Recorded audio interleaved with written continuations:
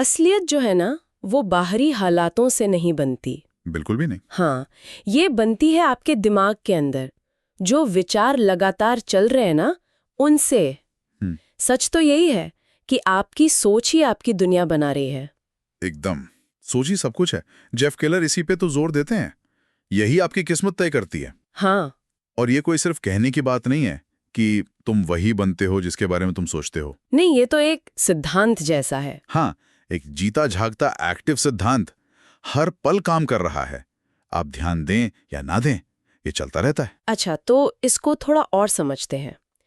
कैसे होता है कि कुछ लोग मतलब अनजाने में ही अपने नेगेटिव विचारों के कैदी बन जाते हैं। वो खुद को लगातार ऐसा समझते हैं कि मैं तो हारा हुआ हूँ, मेरी किस्मत खराब है, या मैं कुछ कर ही नहीं सकती। ये एक बहुत महीन जाल है सही में। जब कोई लगातार ये सोचता है मैं ये नहीं कर सकता या मेरे साथ ही हमेशा बुरा होता है, तो वो असल में क्या कर रहा है? वो अपने दिमाग को उसी तरह से प्रोग्राम कर रहा है। हाँ, अनजाने में। बिल्कुल अनजाने में। ये सिर्फ निराशावादी होना नहीं है, ये एक तरह की मेंटल स्क्रिप्टिंग हो जाती है। और ये जो सेल्फ परसेप्शन है ना, खुद को देखने का नजरिया, वो फिर सामने पड़े मौकों को देखने ही नहीं देता। दिमाग पहले ही हार मान चुका होता है, तो कोशिशें भी वैसी ही होती हैं, आधी अधूरी। और फिर वही हो जाता है जिसका डर था, वो सेल्फ फुलफिलिंग प्रोफेसी वाली बात। बिल्कुल, जो नेगेटिव उम्मीदें पाली वही नेगेटिव हकीकत बन जाती हैं। जरा सोचिए, कोई इंटरव्यू में जाने से पहले ही मान ले कि उसे नौकरी मिल ही नहीं सकती, तो उसका कॉन्फिडेंस तो वैसे ही नीचे होगा। बिल्कुल। उसकी बॉडी लैंग्वेज, उसके जवाब, सब पर असर पड़ेगा। और नतीजा अक्सर वही होता है जो उसने पहले सोच लिया था। और इससे वो नेगेटिव सोच और पक्की हो जाती होगी। हाँ, ये एक चक्कर है, एक लूप जिससे निकलना मुश्किल हो जाता है। यहीं पर वो माइंडसेट वाली बात आती है शायद, जो फिक्स्ड और ग्रोथ माइंडसेट का फर्क है। हाँ, वो मानसिकता का टकराव। एक तरफ वो लोग हैं जो अंदर से महसूस करते हैं मैं तो बस ऐसा ही हूँ, मेरी किस्मत ही ऐसी है, कुछ बदल नहीं सकता। हाँ, उन्हें चुनौतियां डराती हैं। कोई कुछ कह दे तो डिफेंसिव हो जाते हैं। सही।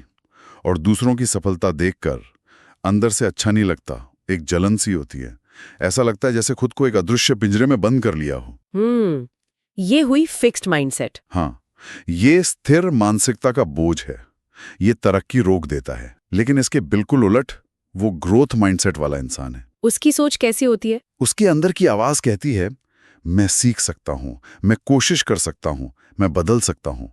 उसके लिए चैलेंज डरने की चीज नहीं है, बल्कि एक मौका है। हाँ, कुछ नया सीखने का, खुद को आजमाने का मौका। अगर वो फेल भी होता है तो उसके लिए वो दुनिया का अंत नहीं है। वो उसे एक लर्निंग की तरह लेता है। बिल्कुल, सीखने की प्रक्रिया का एक जरूरी हिस्सा मानता है। वो लगातार खुद को बेहतर बनाने में लगा रहता है। उसमें एक लचीलापन होता है, गिरने के बाद उठ खड़े होने की ताकत। ये बात बहुत दिलचस्प है कि असल में कुछ होने से पहले ही, चाहे वो सफलता हो या विफलता, वो मन में हजारों बार हो चुकी होती है। बिल्कुल सही कहा। एक तरह की मानसिक रिहर्सल। बिल्कुल सही कहा। ये सिर्फ कल्पना नहीं है। आपके जो विचार है ना, वो सीधे आपके एक्शन को कंट्रोल करते हैं। कैसे? अगर आप मन में सफलता की तस्वीर बना रहे हैं, कॉन्फिडेंस महसूस कर रहे हैं, तो आपके कदम खुद ब खुद उसी दिशा में उठेंगे। बिल्कुल। आप वो जरूरी फोन कॉल करेंगे, वो रिस्क लेंगे, वो मेहनत करेंगे। लेकिन अगर मन में शक है, डर है, अगर उसी की रिहर्सल चल रही है, तो आप पीछे हट जाएंगे, टाल देंगे। हाँ, कोशिश करने से भी कतराएंगे। तो आपकी अंदर की दुनिया वो सीधे आपकी बाहर की दुनिया के नतीजों को तय कर रही है, हर पल। तो फिर सवाल यह है कि इस अंदरूनी दुनिया को, इस मानसिक रिहर्सल को अपने फेवर में कैसे करें? रोज की जिंदगी में इसे कैसे प्रैक्टिस करें? केला पॉजिटिव अफर्मेशंस की बात करते हैं, एक डेली मानसिक रीसेट की तरह। हाँ, लेकिन यहाँ एक जरूरी बात है, ये सिर्फ कुछ लाइनों को रटना नहीं है, तोते की तरह दोहराना नहीं। अच्छा। इन्हें पूरी शिद्दत से, पूरे विश्वास के साथ और गहरी भावना के साथ महसूस करना है। ये आपके दिमाग के लिए पावरफुल कमांड्स की तरह होने चाहिए। कमांड्स? जैसे आप अपने मन के सॉफ्टवेयर को रीप्रोग्राम कर रहे हो। रोज सुबह या जब भी मन नेगेटिविटी की तरफ जाए, खुद को ये कमांड दें। जैसे पूरी ताकत से महसूस करें, मैं हर चुनौती का सामना करने और जीतने के लिए तैयार हूं। या मैं अपने जीवन का नियंत्रण अपने हाथों में ले रहे हो। हाँ, या ये कि मैं आत्मविश्वास और योग्यता से भरपूर हूं। ये जो चंद शक्तिशाली आदेश है ना, जब रोज दोहराए जाते हैं पूरी भावना के साथ, तो ये धीरे धीरे सालों पुरानी नेगेटिव सेल्फ टॉक की जो परत जमी हुई है, उसे काटना शुरू कर देते हैं। ये सोच के पैटर्न को बदलते हैं। बिल्कुल। ये आपके दिमाग का कंट्रोल वापस आपके हाथों में सौंपते हैं। तो सोचने वाली बात यह है कि अभी इसी पल हमारे विचार हमें किस तरफ ले जा रहे हैं? क्या वो हमें बना रहे हैं या बिगाड़ रहे हैं? यही सबसे जरूरी सवाल है। अपने विचारों पर ध्यान देना शुरू करें। अपनी अंदरूनी बातचीत को सुनें। क्या वो आपको शक्ति दे रहे हैं या आपकी शक्ति छीन रहे हैं? अपने मानसिक नियंत्रण को वापस हासिल करने की जिम्मेदारी वो सिर्फ और सिर्फ आपकी है, और इसकी शुरुआत इसी पल से हो सकती है। क्या आप अपनी कहानी खुद लिख रहे हैं या आपके पुराने विश्वास उसे आपके लिए लिख रहे हैं? उस पल की कल्पना करें। सफलता की गूंज है चारों ओर। वो सपना जिसे सालों से देखा अब वो हकीकत है। हवा में जीत की महक। ये कल्पना नहीं है, ये आपकी क्षमता का अनावरण है। ये सिर्फ सोचना नहीं है, ये है अपने दिमाग की गहराई में भविष्य को गढ़ना, मानसिक पूर्वाभ्यास। हाँ, जहां जीत का अनुभव उसे असलियत में जीने से पहले किया जाता है। हाँ, जेफ केलर इसे मानसिक पूर्वाभ्यास कहते हैं। जैसे कोई चैंपियन एथलीट, वो अपनी जीत को पहले ही देखता है, महसूस करता है मन में, है ना? वैसे ही हाँ। आप अपने लक्ष्य को पाने के हर पल को जी सकते हैं। तो ये कल्पना नहीं है, ये दिमाग की प्रोग्रामिंग है। बिल्कुल, दिमाग की प्रोग्रामिंग। देखिए, आपका अवचेतन मन, मतलब आपका सबकॉन्शियस माइंड, वो असल में कल्पना और हकीकत में ज्यादा भेद नहीं करता। अच्छा। हाँ, वो उन शक्तिशाली भावनात्मक छवियों को सच मान लेता है जिन्हें आप बार बार दोहराते हैं। ये एक तरह से एक एडवांस जीपीएस जैसा है। जीपीएस कैसे? हाँ, आप इसे अपनी मंजिल दिखाते हैं और फिर वो वहां तक पहुंचने के रास्ते खोजने लगता है। वो उन अवसरों, उन लोगों को आपकी ओर खींचता है जिनकी आपको जरूरत है। ये असल में आपके रेटिकुलर एक्टिवेटिंग सिस्टम यानी RAS को जगा देता है। RAS, reticular activating system. हाँ, जो आपके लक्ष्यों से जुड़ी हर चीज पर आपका ध्यान फोकस करवाता है। वो चीजें जो पहले शायद दिखती भी नहीं थी। तभी शायद ये बात इतनी पावरफुल है कि मन में देख सको तो हाथ में पा सको। मतलब हमारी बाहरी दुनिया वो हमारे अंदर की दुनिया का आईना है। तो ये सिर्फ इच्छा करना नहीं हुआ, ये हुआ विश्वास जगाना जो एक्शन लेने पर मजबूर करे। सही कहा, एकदम। और ये सिर्फ सोचना नहीं है, इसे महसूस करना है। चलिए एक पल के लिए कोशिश करते हैं। आंखें बंद करें या बस अपनी कल्पना पर ध्यान दें। आप कहाँ हैं जब आपने अपना सबसे बड़ा लक्ष्य हासिल कर लिया है? उस जगह को देखिए, रंग, रोशनी, और सबसे जरूरी, आप कैसा महसूस कर रही हैं? वो खुशी, वो गर्व या वो गहरी शांति, उसे अपने अंदर महसूस करें। कौन लोग हैं आपके साथ? उनकी आवाजें सुनें। क्या कोई खास महक है वहां? उसे अपनी रगों में महसूस करें। बिल्कुल। इसे देखो, इसे महसूस करो, इसे तब तक दोहराओ जब तक ये परिचित ना हो जाए। ये रोज के बस कुछ मिनट का अभ्यास ये आपके अवचेतन को ट्रेन करता है।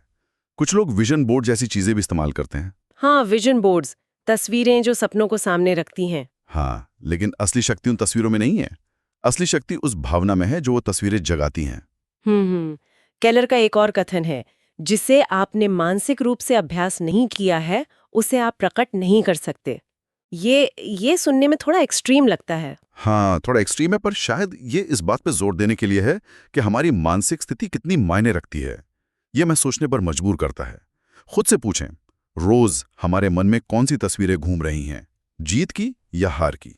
क्या हम अनजाने में वो कल्पना कर रहे हैं जो हम चाहते ही नहीं? बिल्कुल। क्या हम अपनी चिंताओं का, अपनी असफलताओं का ही मानसिक पूर्वाभ्यास कर रहे हैं? अगर अवचेतन मन कल्पना और हकीकत में भेद नहीं करता, तो हम उसे क्या दिखा रहे हैं? ये वाकई सोचने वाली बात है कि हमारी कल्पना, चाहे हम चाहें या ना चाहें, लगातार हमारी हकीकत बना रही है। तो फिर नियंत्रण किसके हाथ में है? क्या हम अपनी कल्पना को चला रहे हैं या वो हमें चला रही है? और अगर हम इसे नियंत्रित करने का फैसला करें, तो क्या हम वाकई उस शक्ति का सामना करने के लिए तैयार हैं जो हमारे अंदर ही छिपी है? कामयाबी और नाकामयाबी, इसके बीच ना सिर्फ एक फैसला खड़ा है। कोई चाहत नहीं, कोई हल्का इरादा नहीं, बल्कि एक अटूट फैसला। हाँ, वो फैसला जो आप कह सकते हैं एक चिंगारी को भट्टी बना दे।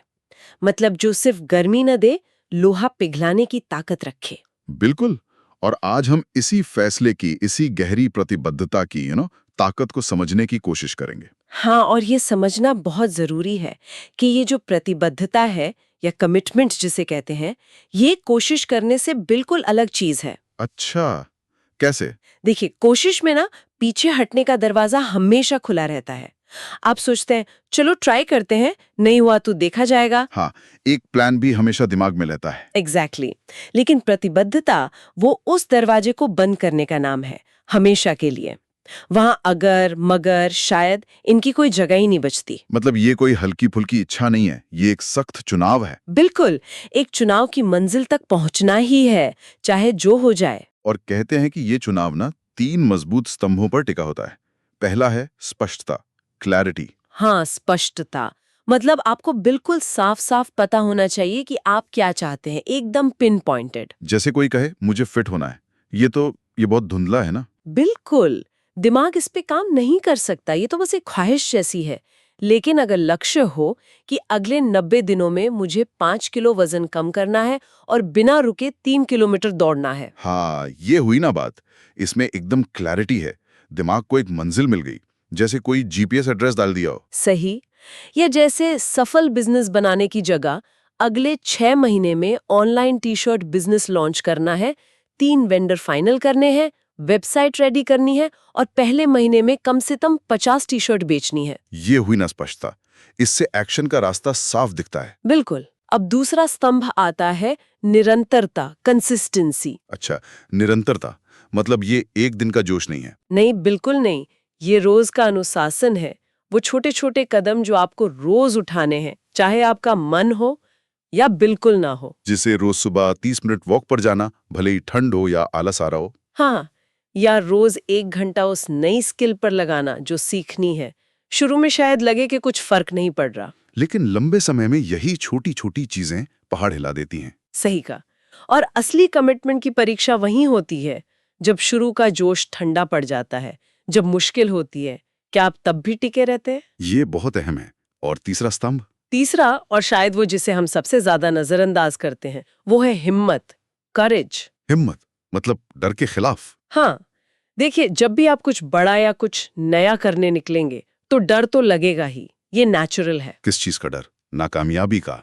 लोग क्या कहेंगे? बिल्कुल, नाकामयाबी का डर, लोगों की बातों का डर, एक अनजाने रास्ते पर चलने का डर, ये सब होंगे। तो कमिटमेंट का मतलब डर का ना होना नहीं है। नहीं, बिल्कुल नहीं। कमिटमेंट का मतलब है डर के बावजूद वो कदम उठाना, डर को महसूस करना और फिर भी आगे बढ़ना। अच्छा, तो डर एक तरह का सिग्नल है। हाँ, आप इसे ऐसे देख सकते हैं। डर एक सिग्नल है कि आप अपने कंफर्ट जोन से बाहर निकल रहे हैं, और तरक्की तो वहीं होती है, कंफर्ट जोन के बाहर। सही बात है। तो जब ये तीनों मिल जाते हैं, स्पष्टता, निरंतरता और हिम्मत, तब क्या होता है? तब होता है कमाल। आपकी सारी बिखरी हुई ऊर्जा, आपकी सारी सोच एक जगह फोकस हो जाती है। जैसे वो मैग्नीफाइंग ग्लास सूरज की किरणों को एक पॉइंट पर लाके आग लगा देता है। बिल्कुल वही। जब कोई प्लान बी नहीं होता, जब पीछे जाने का कोई रास्ता ही नहीं छोड़ा आपने, तो दिमाग बचने के रास्ते सोचने में एनर्जी वेस्ट नहीं करता। वो सिर्फ और सिर्फ हल ढूंढने पर, रास्ता बनाने पर अपनी पूरी ताकत लगा देता है। आप असल में अपने भानों के साथ निगोशिएट करना बंद कर देते हैं। ये बात तो है। आधी अधूरी कोशिश में आधी ऊर्जा तो इसी में चली जाती है कि अगर ये ना हुआ तो क्या आप कर सकते हैं। तो इस इरादे को, इस फैसले को और पक्का कैसे बनाया जाए? सिर्फ मन में सोचने से तो कई बार बात बनती नहीं। सही कहा। एक बहुत पावरफुल तरीका है उसे लिखना। लिखना कागज पर, उससे क्या फर्क पड़ता है? बहुत फर्क पड़ता है। जब आप अपने लक्ष्य को और उसे पाने के एक्शन प्लान को अपने हाथ से लिखते हैं ना, तो उसका एक गहरा मनोवैज्ञानिक असर होता है। अच्छा, कैसे? वो फिर सिर्फ एक हवाई सोच नहीं रहती, वो एक ठोस अनुबंध बन जाता है आपका खुद के साथ। मतलब जैसे बाकायदा लिखना कि मैं अपना नाम लिखने की जरूरत नहीं, अगले 90 दिनों में स्पष्ट लक्ष्य तारीख तक हासिल करूंगी। हाँ, बिल्कुल। ये हो गया क्या और कब। फिर उसके नीचे एक्शन प्लान।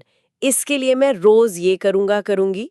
जैसे हफ्ते में 5 दिन 30 मिनट जॉगिंग, रोज रात को सोने से पहले 15 मिनट पढ़ाई, चीनी और तलावा खाना बंद। ये है कैसे। और फिर शायद उसे साइन भी करना। हाँ, उसे साइन करें, उसे ऐसी जगह रखें जहां रोज नजर पड़े, उसे रोज पढ़ें, उसे अपनाएं। वो सिर्फ कागज पर लिखा एक वाक्य नहीं, वो आपकी पहचान का हिस्सा बन जाना चाहिए। ये एक पावरफुल टूल लगता है। स्पष्टता, निरंतरता, हिम्मत और फिर उसे लिखकर पक्का करना। ये वाकई सोचने पर मजबूर करता है। हाँ, कि हमारी जिंदगी में वो कौन सी एक चीज है, वो कौन सा एक लक्ष्य है जो इस लेवल की अटूट प्रतिबद्धता डिजर्व करता है। वो कौन सी एक चीज है जिसके लिए आप सारे दरवाजे बंद करने को तैयार हैं? सच में इस पर सोचना जरूरी है। बिल्कुल। और सवाल ये भी है, अगर अभी नहीं तो कब? मुश्किलें जिंदगी का हिस्सा है, पर क्यों कुछ लोग इनमें ऐसे फंस जाते हैं जैसे कोई और रास्ता ही ना बचा हो? क्यों ये लाचारी महसूस होती है? शायद इसलिए कि अक्सर ये ध्यान नहीं रहता कि असली फर्क मुश्किल में नहीं है। हाँ, फर्क है उसे देखने के अपने नजरिए में और उस पर हम कैसे कैसे रिएक्ट करते हैं। अच्छा। हर चुनौती सिर्फ एक रुकावट नहीं होती, वो असल में एक इशारा है। इशारा किस तरफ? इशारा कि भाई अब बदलने का, कुछ नया सीखने का, आगे बढ़ने का वक्त आ गया है। वो जो तकलीफ महसूस होती है ना, वो असल में एक तरह की सूचना है, एक फीडबैक। फीडबैक। हाँ, अगर किसी चीज से अंदर ही अंदर टकराव हो रहा है, प्रतिरोध है, तो ये एक पैगाम है कि कुछ बदलने की सख्त जरूरत है। जैसे जेफ केलर ने उस आदमी का किस्सा बताया था जिसकी नौकरी चली गई थी। हाँ, बिल्कुल वो तो पूरी तरह बिखर सकता था, सब कुछ खत्म मान सकता था। बिल्कुल। और देखिए, नौकरी जाना यकीनन किसी के लिए भी एक बड़ा सदमा है, इसमें कोई शक नहीं। सही बात है। लेकिन उस व्यक्ति ने इसे कहानी का अंत नहीं माना, उसने इसे एक नए चैप्टर की तरह देखा। अच्छा, हिम्मत नहीं आ रही, ये नहीं पूछा कि हे भगवान मेरे साथ ही ऐसा क्यों हुआ। नहीं, तो क्या किया उसने? उसने सोचा अब क्या। उसने अपनी अंदरूनी लगन, अपने हुनर को पहचाना और अपनी खुद की बेकरी शुरू कर दी। आज वो कामयाब है। ये पूरी तरह सोच का खेल है। सोच का? हाँ, मुश्किल को एक छिपे हुए वरदान की तरह देखना, एक ऐसी परेशानी जो शायद किसी बेहतर चीज की तरफ ले जा रही हो, ये सोच अपनाना। तो मतलब जो परेशानी अभी किसी को तोड़ रही है, शायद वही उसे बनाने वाली हो। हाँ, बिल्कुल कहा जा सकता है। जिंदगी जैसे एक सवाल पूछ रही है हर मुश्किल के जरिए, क्या तुम बदलने के लिए तैयार हो? हर मुसीबत अपने अंदर विकास का, रास्ता बदलने का, या अपनी ही छिपी हुई ताकत को पहचानने का एक अवसर, एक मौका छुपाए रखती है। हाँ, लेकिन ये सुनने में जितना सीधा लगता है उतना है नहीं। जब हालात मुश्किल हो, दर्द हावी हो, हाँ, मुश्किल है। तब ये नजरिया बदलना कैसे मुमकिन है? भावनाओं का जो सैलाब आता है वो तो सब बहा ले जाता है। सही कहा। इसका पहला कदम है फौरन, एकदम से भावनात्मक प्रतिक्रिया देना बंद करना, थोड़ा रुकना। हाँ, रुकना। और फिर जैसा केलर सुझाते हैं, खुद से 3 बहुत जरूरी सवाल पूछना। ये सवाल सोच को दिशा देते हैं। ओके, कौन से सवाल? पहला, इस मुश्किल से मुझे क्या सबक मिल रहा है? सबक? हाँ, क्या ये मेरी किसी गलती की तरफ इशारा कर रही है? क्या मुझे कोई नया हुनर सीखने की जरूरत है? क्या कोई ऐसा सच सामने आ रहा है जिसे मैं नजरअंदाज कर रहा था? यानी आत्मविश्लेषण करना। और दूसरा सवाल? दूसरा, मैं इससे कैसे आगे बढ़ सकता हूँ? कैसे विकास कर सकता हूँ? विकास, हाँ। हाँ, क्या ये चुनौती मुझे और ज्यादा सहनशील और ज्यादा लचीला बनने का मौका दे रही है? क्या ये मुझे नई रणनीतियां सोचने पर मजबूर कर रही है? क्या ये मेरी काबिलियत को और निखारने का एक रास्ता है? ठीक है। और तीसरा सवाल क्या है? तीसरा और शायद सबसे रचनात्मक सवाल, क्या इस हालात से कोई नया विचार या अवसर जन्म ले सकता है? अवसर? हाँ, क्या इस चुनौती से कोई नया कारोबार का ख्याल आ सकता है? कोई बेहतर सेवा या उत्पाद बनाने की प्रेरणा? जैसे नौकरी जाने की परेशानी से उस आदमी के लिए बेकरी का अवसर निकला। हाँ, वो बेकरी वाला उदाहरण। बिल्कुल। हो सकता है किसी रिश्ते में आई दरार एक ज्यादा ईमानदार, गहरे रिश्ते की नींव रखते, कौन जाने। इसका मतलब तो ये हुआ कि रुकावटें मंजिल के रास्ते में पत्थर नहीं है, बल्कि शायद वो रुकावटें ही रास्ता बना रही हैं। बिल्कुल सही कहा। बिल्कुल। अक्सर अगली बड़ी कामयाबी किसी की सबसे बड़ी निराशा के ठीक पीछे ही छुपी होती है। सवाल बस इतना है कि उस निराशा के पर्दे के पार देखने की हिम्मत और नजरिया है या नहीं। तो चुनाव क्या करना है? इस दर्द को, इस तकलीफ को अपना कैदखाना बनाया जाएगा या अपना मंच? तेरा डर तुझे रोक नहीं रहा, तो खुद रुक रहा है। ये एहसास ये हमें अक्सर आगे बढ़ने नहीं देता। बिल्कुल। और जेफ केलर इसी पर तो बात करते हैं अपनी किताब एटीट्यूड इज एवरीथिंग में। हाँ, वो कहते हैं ना कि असफलता का डर या फिर लोग क्या कहेंगे, क्या सोचेंगे, इसका डर, सही, ये हमारी पूरी काबिलियत को जैसे जकड़ लेता है। बिल्कुल। और फिर नतीजा क्या होता है? टालमटोल, है ना? हाँ, हम जरूरी काम टालते रहते हैं, कोई नया प्रोजेक्ट हो या कोई मुश्किल बातचीत करनी हो, या फिर अपने सपनों के पीछे जाना। ये एक जाल जैसा है, एक मानसिक जाल। एकदम। केलर का एक बहुत बहुत जरूरी विचार है इस पर। क्या? वो कहते हैं डर असलियत नहीं है, बस एक मानसिक स्थिति है। Fear is just a state of mind, not a reality. अच्छा, मतलब डर हमारी सोच का नतीजा है, असली खतरा नहीं। हाँ, ज्यादातर मामलों में यही होता है। हम उन चीजों से डरते हैं जो शायद कभी हो ही ना। तो ये डर आता कहाँ से है फिर, अगर ये असली नहीं है तो? ये बनता है हमारे दिमाग में, कैसे? पुराने बुरे अनुभवों से, या शायद दूसरों ने जो कहा उनकी राय से। या भविष्य की चिंता से, अनिश्चितता से। बिल्कुल, ये हमारे अंदर बनी एक काल्पनिक दीवार है। पर अच्छी बात यह है कि इसे चुनौती दी जा सकती है, क्योंकि ये हमने ही बनाई है। अच्छा? तो अगर ये दिमागी उपज है तो फिर इसका इलाज क्या है? सिर्फ सोचने से तो नहीं जाएगा ये। नहीं, बिल्कुल नहीं। केलर का जवाब बहुत सीधा है। क्या है वो? एक्शन, कदम उठाना। एक्शन? हाँ, वो साफ कहते हैं जब तक आप एक्शन नहीं लेंगे, डर वहीं का वहीं रहेगा, टिका रहेगा। मतलब सिर्फ प्लानिंग करने से या सोचते रहने से कुछ नहीं होगा, डर का सामना करना ही होगा, सीधे। तो वो जो कहते हैं ना, पैरालिसिस बाय एनालिसिस। हाँ, सोचते सोचते जम जाना। हाँ, उसी को तो तोड़ने का तरीका है एक्शन। हर छोटा कदम भी मायने रखता है।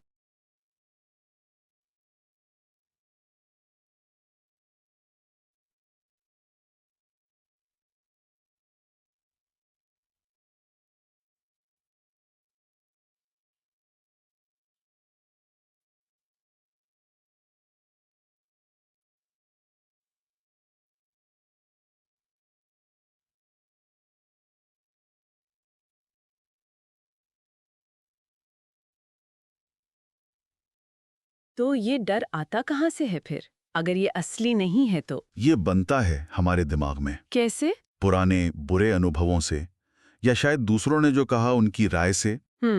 या भविष्य की चिंता से, अनिश्चितता से। बिल्कुल, ये हमारे अंदर बनी एक काल्पनिक दीवार है।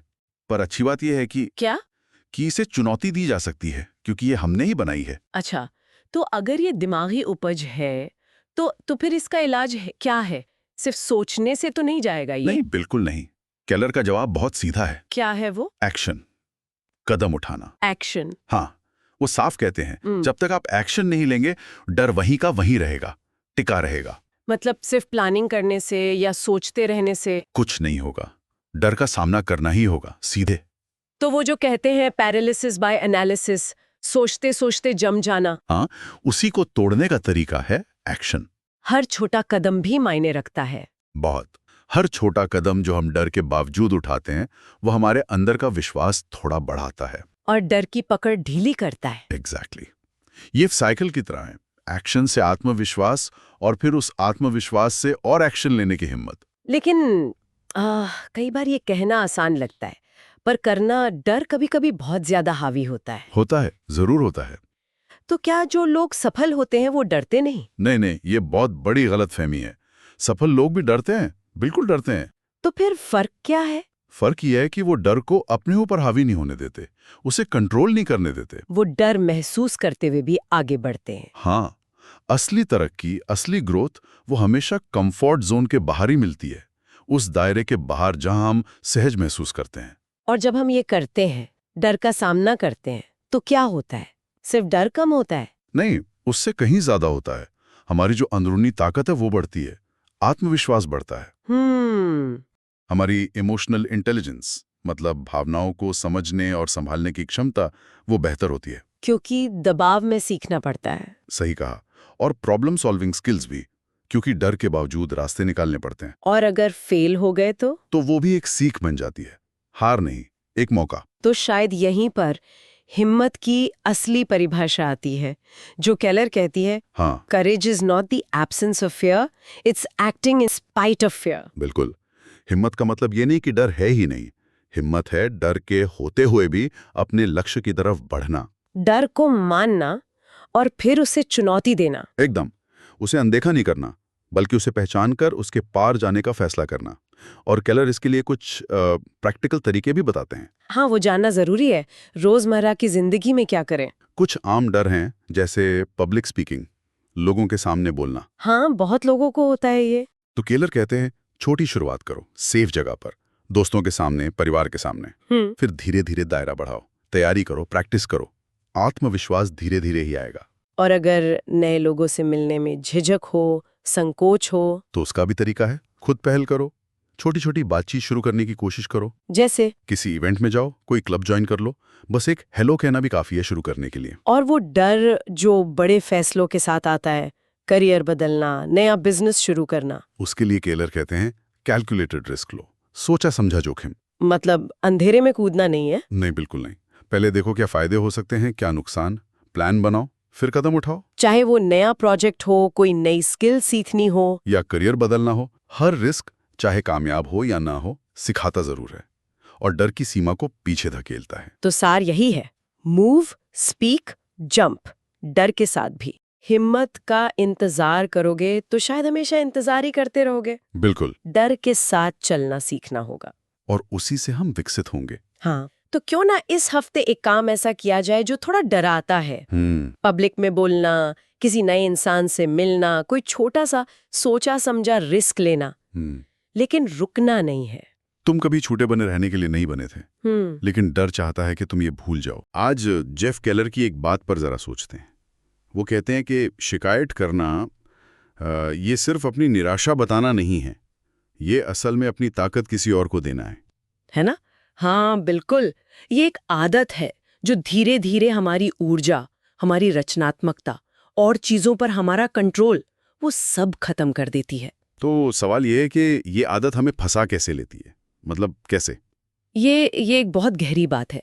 केलर समझाते हैं कि जब हम लगातार शिकायत करते हैं ना, तो हमारा सारा ध्यान सिर्फ प्रॉब्लम पर रहता है, सलूशन पर नहीं, और ये एक जाल जैसा बन जाता है। जाल? हाँ, हम उसी में उलझ के रह जाते हैं, आगे बढ़ने के रास्ते नहीं दिखते। और वो इसे समझाने के लिए एक बड़ी अच्छी मिसाल देते हैं, झूला कुर्सी की। झूला कुर्सी, रॉकिंग चेयर, ये तो दिलचस्प है।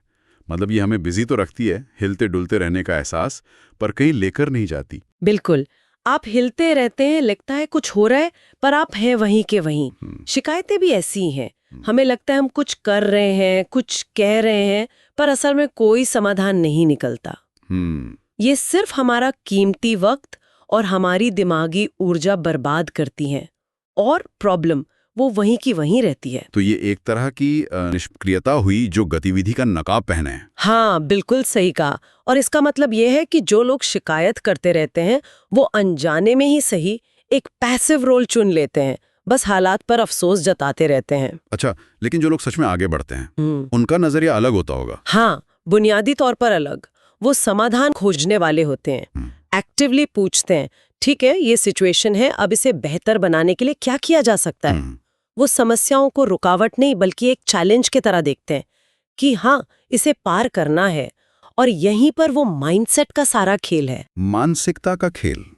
आप कह रही हैं कि पॉजिटिव और नेगेटिव सोच का सीधा असर हमारे एक्शन पर होता है? निश्चित रूप से। जैसा केलर कहते हैं, पॉजिटिविटी से एक्शन आता है, नेगेटिविटी वो सिर्फ बहाने बनाती है। बहाने? हाँ, जब हम नेगेटिव होते हैं तो हमारा ध्यान सिर्फ रुकावटों पर, मुश्किलों पर जाता है। हम कारण ढूंढते हैं कि कुछ क्यों नहीं हो सकता, और ये सोच हमें आगे बढ़ने से रोक देती है। हम बहानों में ही फंस जाते हैं। और इसके उलट पॉजिटिव सोच? पॉजिटिव सोच हमें दिखाती है कि क्या मुमकिन है।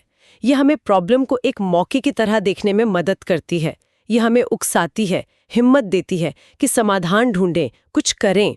यहाँ एक सवाल पूछना जरूरी हो जाता है। क्या? कि हमें सिर्फ हमदर्दी चाहिए कि कोई हाँ में हाँ मिला दे, या हम सच में उस सिचुएशन से निकलना चाहते हैं, सच में समाधान चाहते हैं। ये बहुत जरूरी सवाल है। लेकिन इस शिकायत के चक्कर को तोड़ें कैसे, खासकर जब लगता है कि प्रॉब्लम बहुत बड़ी है या कॉम्प्लेक्स है? केलर कुछ बताते हैं इसके बारे में? हाँ बिल्कुल, और ये बहुत प्रैक्टिकल है। वो एक सीधा सा लेकिन बहुत पावरफुल सवाल सुझाते हैं। जब भी शिकायत करने का मन करे, रुकें और खुद से पूछें, मैं इसे बेहतर बनाने के लिए क्या कर सकता हूँ?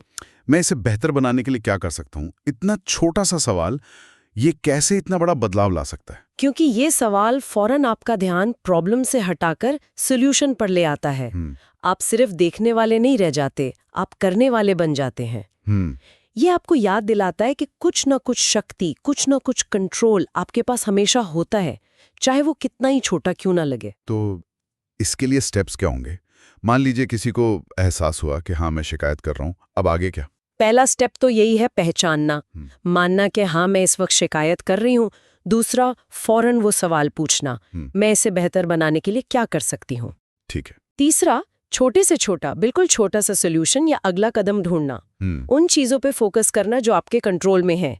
शायद आप पूरी सिचुएशन ना बदल पाएं, पर अपना अगला कदम तो चुन सकते हैं ना। हाँ, ये बात तो है। और चौथा, सबसे जरूरी एक्शन लेना, छोटा ही सही पर एक कदम उठाना। जैसे हाँ, अगर कोई सोच रहा है उफ काम का बहुत प्रेशर है, मुझसे नहीं होगा, तो ये सवाल पूछने पर क्या जवाब आ सकता है? हाँ, तो अगर वो पूछे मैं इसे बेहतर बनाने के लिए क्या कर सकता हूँ, तो शायद जवाब आए, अच्छा मैं अपने काम को प्रायोरिटी के हिसाब से दोबारा लगा सकता हूँ, या मैं 5 मिनट का ब्रेक ले सकता हूँ थोड़ा शांत होने के लिए, या शायद मैं किसी कलीग से मदद मांग सकता हूँ। हाँ। देखिए, फोकस फौरन इस पर आ गया कि क्या किया जा सकता है, ना कि इस पर कि क्या गलत हो रहा है। ये वाकई सोचने का नजरिया बदल देता है। ये पैसिव होने से एक्टिव होने की तरफ एक बड़ा कदम है। ये याद दिलाता है कि हम हालात के शिकार नहीं हैं, हम अपनी प्रतिक्रिया चुन सकते हैं। बिल्कुल। प्रॉब्लम बताने वाले मत बनिए, सॉल्यूशन करने वाले बनिए। केलर के विचारों का निचोड़ यही है, शिकायत करना आपको पीड़ित महसूस कराता है, समाधान खोजना वो लीडरशिप है। तो सोचने वाली बात यह है, अगली बार जब शिकायत करने का मन हो तो खुद से क्या पूछना है, क्या मैं सच में शक्तिहीन हूं, या फिर क्या मैं इसे बदलने के लिए कंट्रोल लेने को तैयार हूं।